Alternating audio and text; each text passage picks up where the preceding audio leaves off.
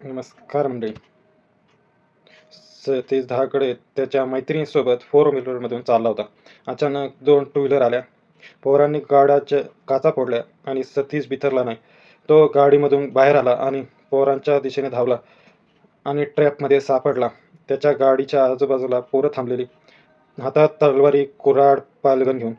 त्यांनी सतीशवर वार केले, पण ते चुकवून तो पळाला. पण लईत लई 50 मीटर पळालेला असतानाच त्याच्यावर दोन गोळ्या फायर झाल्या. त्याला पकडलं आणि त्याच्यावर 39 वार झाले. डोक्याचे दोन भाग झाले, हाताची बोटं तुटली. जागेवर जीव गेला. 5 ऑगस्टला ही घटना घडली. पोलिसांनी आरोपीला अटक केली. त्यात एक नाव होतं सनी शिरटात. सन FIR मध्ये एका आरोपीचं नाव आलं राज पवार. मारणारे मराठी. हत्या घडली गुजरातमध्ये. कारण सतीश धागडे मूळचा धुळ्याचा. त्याचं दुसरं नाव सतीश मराठा. त्याची आयडेंटिटी सुरतमधला गँगस्टर सतीश मराठा, राहुल पिंगळे, हे सगळे सुरतमधले मराठी गँगस्टर. सूर्या आणि सतीशचा खून झाला. पण मूळ प्रश्न हा, मराठी गँगस्टर सुरतमध्ये पोचले कसे आणि ते सुरतमध्ये आपली दहशत कशी तयार केली आणि हे गँगस्टर संपले कसे, पाहूयात या व्हिडिओमध्ये. नमस्कार, मी अक्षय. तुम्ही पाहताय अक्षय बंदल चॅनल. या सगळ्यात मूळ प्रश्न, मराठी गँगस्टर सुरतमध्ये पोचले कसे. कामासाठी सुरतला गुजरातला जाणं वेगळं, पण तिथले कुख्यात गँगस्टर कसे बनले याची सुरुवात झाली होती अगदी 2000 सालाच्या आधीच. मुंबईमधल्या गिरण्या बंद पडल्या आणि त्यानंतर अनेकांच्या रोजगाराचा प्रश्न तयार झाला. नफा ही गोष्ट पद्धतशीर माहीत असलेले गिरणी मालकांनी काही कामगारांना आपल्यासोबत गुजरातला नेलं. तिथे आपल्याकडेच कामाला ठेवलं. पण या कामगारांची संख्या फार मोठी नव्हती. पण गुजरातच्या सुरत, वापी, सुरत, वडोदरा मराठी बहुल लोकवस्ती तयार होईल इतकी होईल. त्यात अंडरवर्ल्डसाठी गुजरात हा लपण्याचा ऑप्शन ठरत होता. वॉन्टेड कापायला किंवा प्रतिस्पर्धी टोळ्यांपासून लपायला अनेक गँगस्टर गुजरातचा आधार घ्यायचे. त्यातूनच गुजरातमधील गुन्हेगारी वाढत होती. डिसेंबर 2001 मधल्या टाइम्स ऑफ इंडियाच्या बातमीनुसार गुजरातच्या गृहमंत्र्याने मुंबईतून सुरतमध्ये येणारे क्रिमिनल बॅकग्राऊंड असणारे चेक ठेवायला सुरुवात केली होती. पण नामचीन मराठी गँगस्टरने आपली ताकद तयार केलं. ते केलं गुजरातमध्ये नवं आयुष्य सुरू करू हे उद्देश ठेवून गुजरातमध्ये गेलेले मराठी पोराने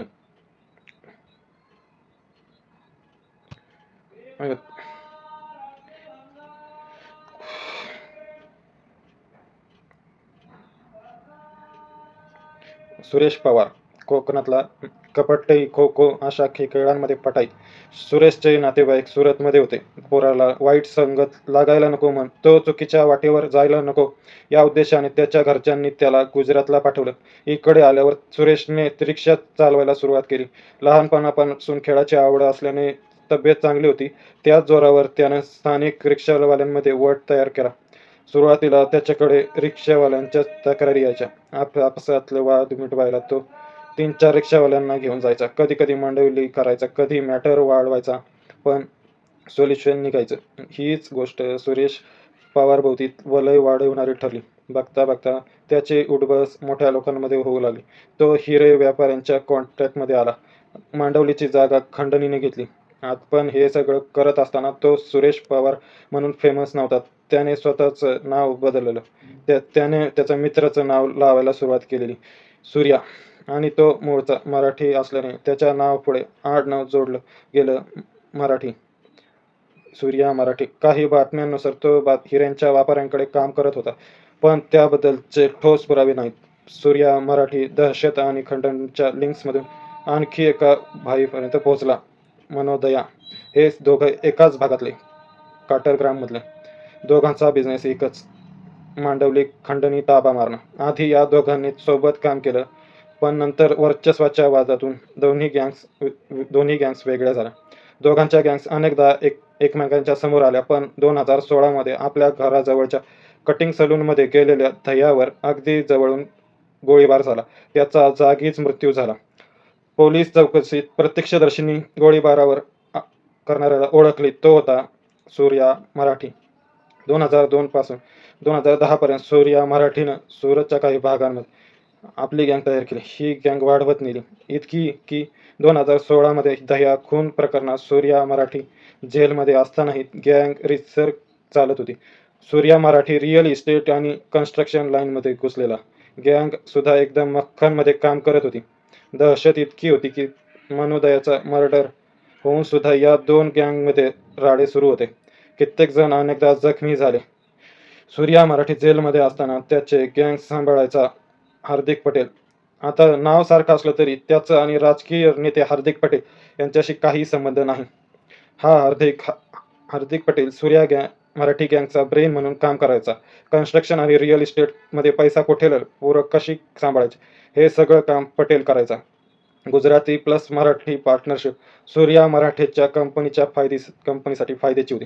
पण 2020 मध्ये सूर्या मराठी आणि त्याच्या ऑफिसमध्ये एकटाच असताना काही पोरं त्याच्या ऑफिसमध्ये घुसले आणि त्यांनी सूर्यावर चाकूने असंख्य वार केले. सूर्याचा जागीच मृत्यू झाला.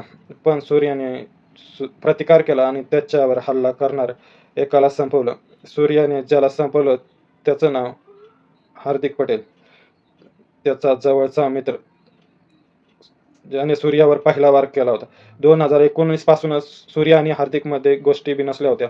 असं सांगण्यात येतं की सूर्याने हार्दिकच्या बायकोला छेडलं होतं. त्यावरून त्याने पोलिसांकडे एनसी दिली आणि दोघांमध्ये ठिणगी पेटली. तर अशी चर्चा होती की दह्या मर्डर केसमधून सूर्या बाहेर आला तेव्हापासून त्याने आपले वजन प्रचंड वाढवलं. गणपती मंडळ, साईबाबा मंदिर यातून पोरांचं जाळं तयार केलं. स्वतःची इमेज सुद्धा सुधारवली. त्यामुळे त्याची जागा घेण्यासाठी हार्दिक पटेलने त्याचा गेम केला अशी चर्चा झाली. पण एक हल्ला करताना आणि एक प्रतिकार करताना मेला आणि दोन नामचे गँगस्टर एकत्र संपले. पण म्हणून गुजरात म्हणून मराठी गँगस्टरचा पिक्चरच संपला नव्हता. पटेल सोबत सूर्या मराठीच्या ऑफिसमध्ये घुसून त्याच्यावर वार करणारे दोन आरोपी होते, सतीश धागडे आणि राहुल पिगळे. राहुल पिगळे सुद्धा कोकणातला. तो आधी सूर्या मराठी सोबत काम करायचा असं सांगितलं जातं. सूर्यासोबत काम करताना तो रिअल इस्टेटच्या बिझनेसमध्ये इतका डीप घुसला की त्याला नाव पडलं राहुल अपार्टमेंट. त्याचा साथीदार सतीश धागडे उर्फ सतीश मराठा हा मूळचा धुळ्याचा. त्याचं कुटुंब कामासाठी सुरतमध्ये शिफ्ट झाले आणि तो गुन्हेगारी क्षेत्रात आला. हे दोघं सूर्या मराठी केसमध्ये सह आरोपी होते.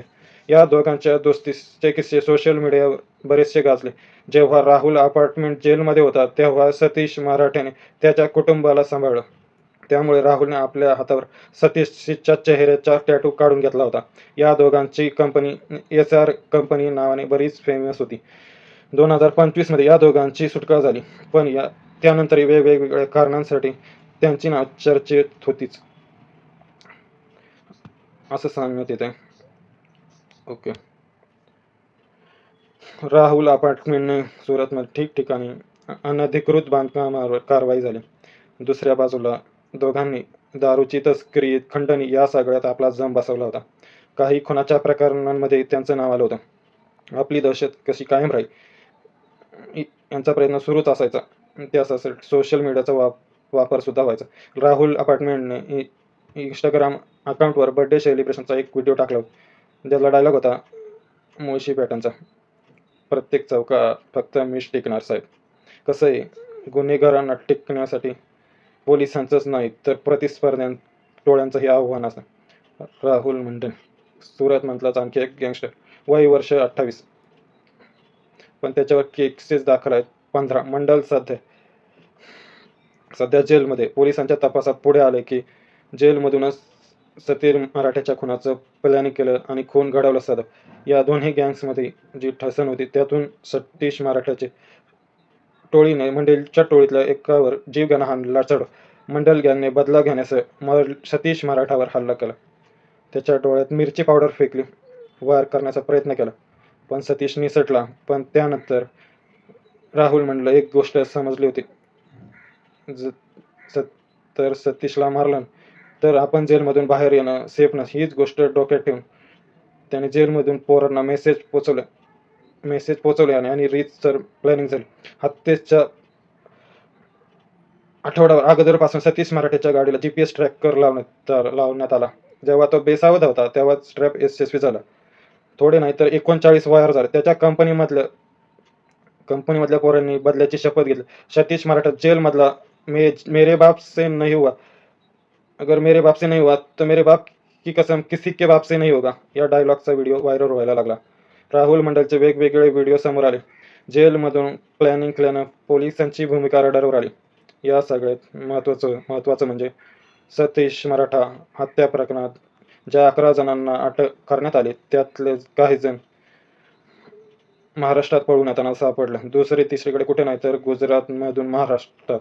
यात धुळ्याच्या काही पोरांचाही समावेश होता, असंही बातम्यांमधून सांगण्यात येत आहे. थोडक्यात काय तर मुंबई अंडरवर्ल्डमध्ये येताना टिकून राहण्यासाठी गुन्हेगारांनी जो पॅटर्न वापरला होता तोच पॅटर्न वापरायचा प्रयत्न गुजरातमध्ये बसवणाऱ्या मराठी गँगस्टरनी केला. आधी मसिहा इमेजमध्ये दहशत पसरवण्याचा प्रयत्न. मग देवी देवतांचा आधार मंडळ अगदी सेम, पण त्यांचा शेवटही तसाच झाला. ज्यासोबत गुन्हेगारी केली त्यांनीच काटा काढला. आणि भले स्टोरी गुजरातमधली असली तरी डायलॉग मोस्टली पॅटर्नचाच फिट बसला. पृथ्वीवर फक्त प्लॅस्टिक टिकतं.